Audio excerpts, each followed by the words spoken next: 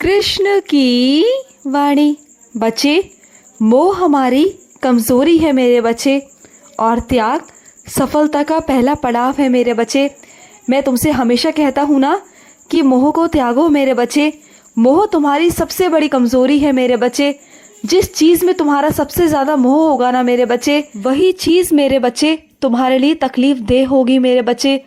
और जिन चीज़ों का तुम त्याग करना शुरू कर दोगे ना मेरे बच्चे, तो वो सफलता का पहला पड़ाव होगा तुम्हारे लिए। तुम्हें सफलता पाने से कोई नहीं रोक सकता मेरे बच्चे। ये इस ज़िंदगी का नियम है मेरे बच्चे। और मैंने हमेशा कहा है कि त्याग दो मेरे बच्चे। जो चीज़ तुम्हारी नहीं है उसे त्याग दो मेरे बच्चे।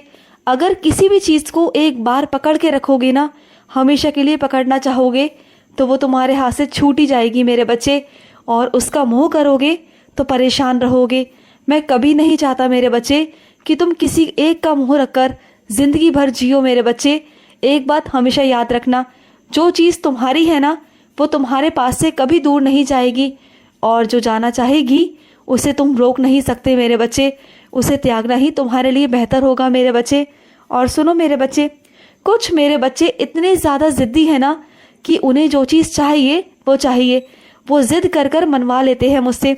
तो सुनो ना मेरे बच्चे, तुम्हारी ज़िद को पूरा करने को मैंने कब मना किया?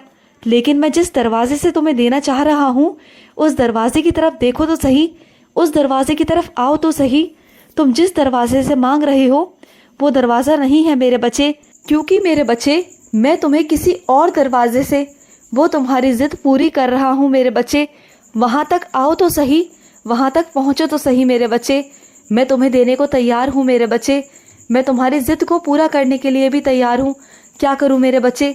तुम जो मेरे बच्चे जो हो, तुम अपने कान्हा के बहुत प्यारे बहुत खास बच्चे हो। तुम जब ज़िद करते हो ना, ज़िद पर अड़ जाते हो, तो मुझे वो देना ही पड़ता है मेरे बच्चे।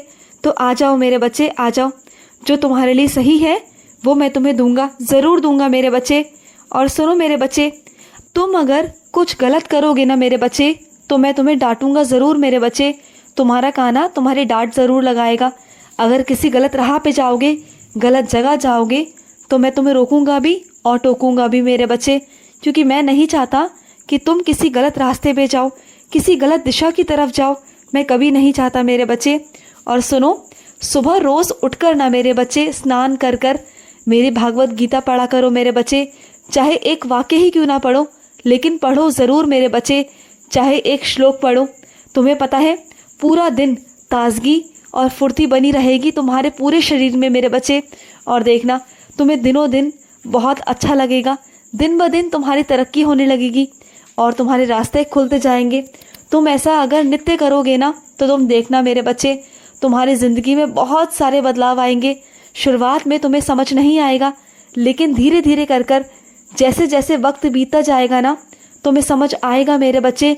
भागवत गीता का एक एक शब्द मेरी मुँह ज़बानी है मेरे बच्चे, और मैं तुम्हें एक एक शब्द के ज़रिए तुम्हें इतना आशीर्वाद दूंगा ना, इतना आशीर्वाद दूंगा कि तुम्हारी ज़िंदगी कैसे बदल जाएगी ना, ये तुम सोच भी नहीं पाओगे मेरे बच्चे। तुम्हारी ज़िंदगी को मैं इस तरह पलट कर रख दूंगा।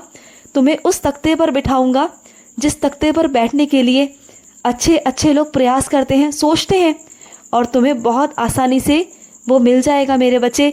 तुम करो तो सही, मैं तुम्हारे हमेशा साथ हूँ। और सुनो, कुछ अपने बच्चों से कहना चाहता हूँ।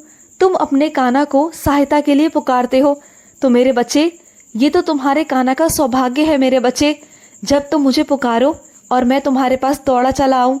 ऐसा कभी हो सकता है कि तुम मुझे पुकारो और मैं ना आऊँ? मैं हमेशा आता हूँ मेरे बच्चे। ये तो मेरा सौभाग्य है कि मेरा बच्चा मुझे पुकारता है, मुझे याद करता है। तभी तो मेरा बच्चा मुझे पुकार पाता है, मुझे याद कर पाता है। हमेशा जो मेरा बच्चा मुझे याद करता है, मुझे पुकारता है, उसके लिए तो मुझे आना ही होता है मेरे बच्चे। और उस चीज़ के लिए मैं अपने आप को सौभाग्यशाली समझता हूँ, क्योंकि तुम जिस भाव से, जिस प्यार से मुझे बुलाते हो, तुम्हारे भाव में, तुम्हारे प्यार में वो शक्ति है कि जिससे मैं तुम्हारे ओर खींचता चला आता हूँ। चाहे कुछ भी हो, चाहे मैं कहीं भी हूँ इस संसार में, तुम्हारे पास दौड़ा चला आता हूँ मेरे बच्चे।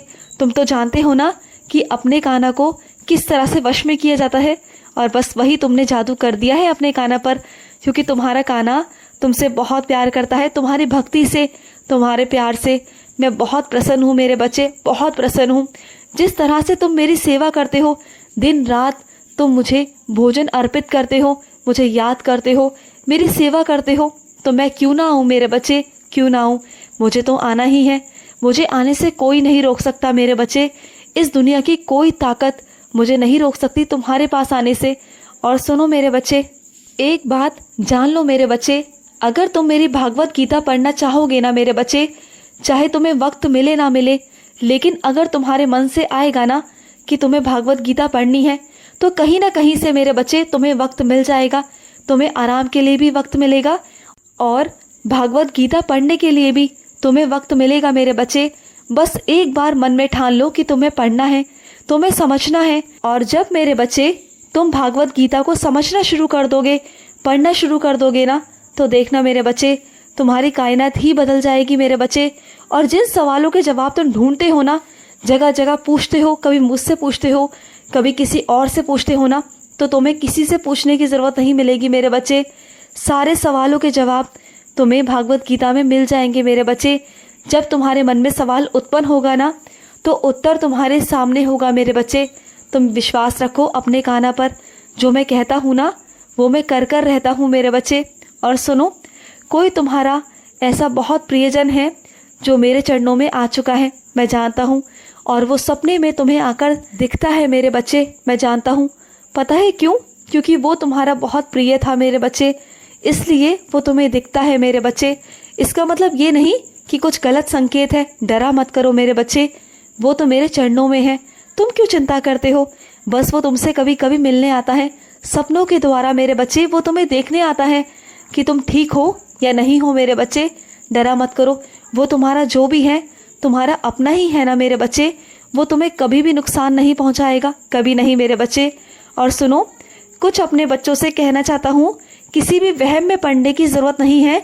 अगर कोई तुमसे कहता है ना कि घर में ऐसा करवा लो, वैसा करवा लो, पूजा पाठ करवा लो, हवन करवा लो, तो उनकी बातों में आने की ज़रूरत नहीं है मेरे बच्चे।